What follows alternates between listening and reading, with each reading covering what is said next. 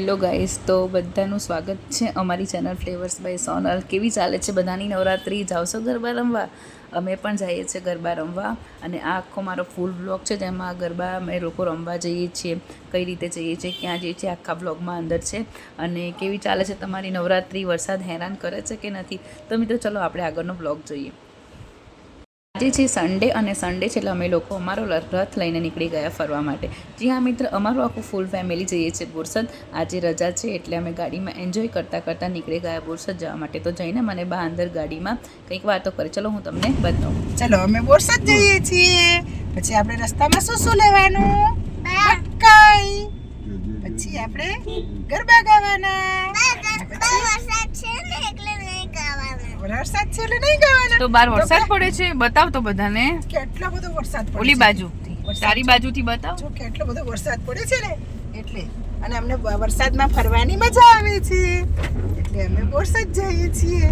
બોલ બોલ. Hello guys, કાલકો સાગર જેગા પિસ્કે લગા જાગા રામનો તાત્રે વિવધાવા અંતનું પુત્ર વંશુતામ મહિત રમત રગી કુપ્તી ભારત દેકે સકી પંચમરમે આચુષ્કેશ લાલ કુંડલ કુંડલ દે શરણમ મમ શ્રી કૃષ્ણ શરણમ મમ શ્રી કૃષ્ણ શરણમ મમ શ્રી કૃષ્ણ શરણમ મમ મથુરાજી નાચો બા બોલે શ્રી કૃષ્ણ શરણમ મમ વનવગડાના વૃક્ષો બોલે શ્રી કૃષ્ણ શરણમ મમ આંબા ડાળે કોયલ બોલે શ્રી કૃષ્ણ શરણમ મમ શ્રી કૃષ્ણ શરણમ મમ શ્રી કૃષ્ણ શરણમ.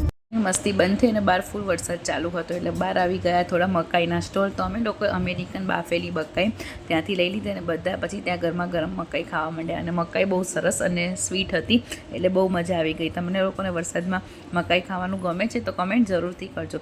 થોડીક જ વાર બાદ, અડધો કલાક બાદ અમે બોરસદ પહોંચી ગયા મામાના ઘરે. પણ ત્યાં પણ વરસાદ તો ચાલુ જ હતો એટલે તમે જોઈ શકો છો વરસાદ ચાલુ હતો. અને અમારા ઘરે ત્યાં આવી ગયા હતા મહેમાન. જી હા મિત્ર, દાંતરાણાથી આવ્યા હતા ઘણા બધા ગેસ્ટ. તમે જો આમને ઓળખતા હોય તો કમેન્ટ કરજો. તો આ છે લખુભાઈ અને આ છે ઉર્મિલા ભાભી, જે દાંતરાણાથી મામાના ઘરે આવ્યા હતા.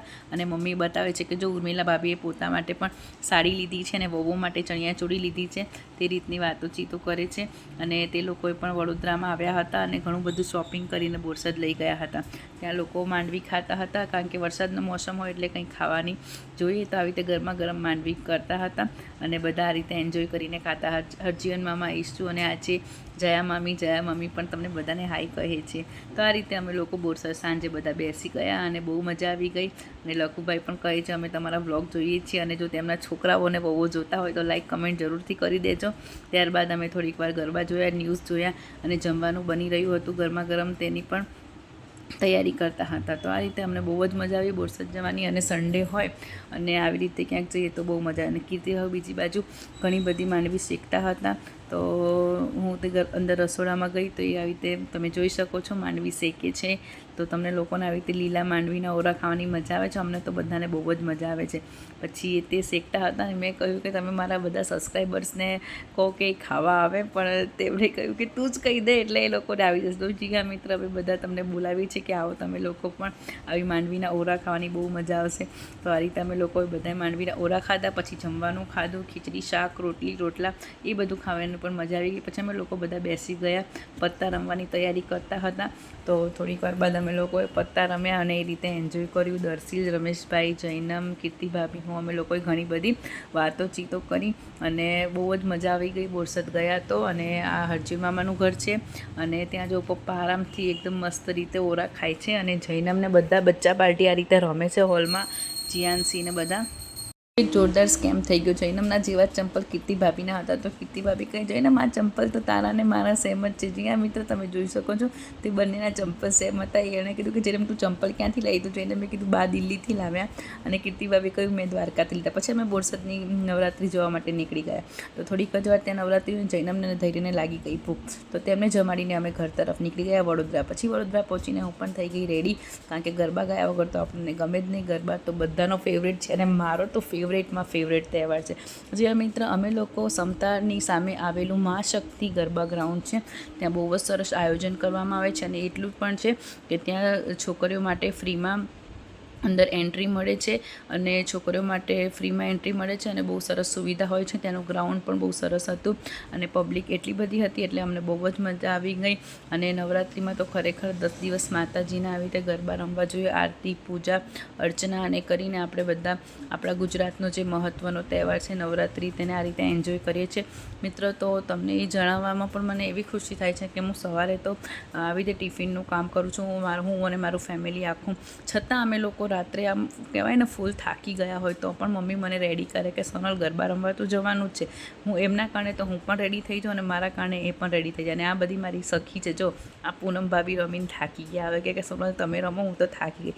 એ નીકળી ગઈને આ પૂનમ ભાભીની છોકરી છે ઈશિકા, તેને મારી જેમ બહુ જ શોખ છે. તો અમે તો એન્ડ સુધી રમ્યા અને બહુ મજા આવી, બહુ જ મજા આવી. પછી તો ટીમલી પણ રમ્યા, સનેડો પણ રમ્યા.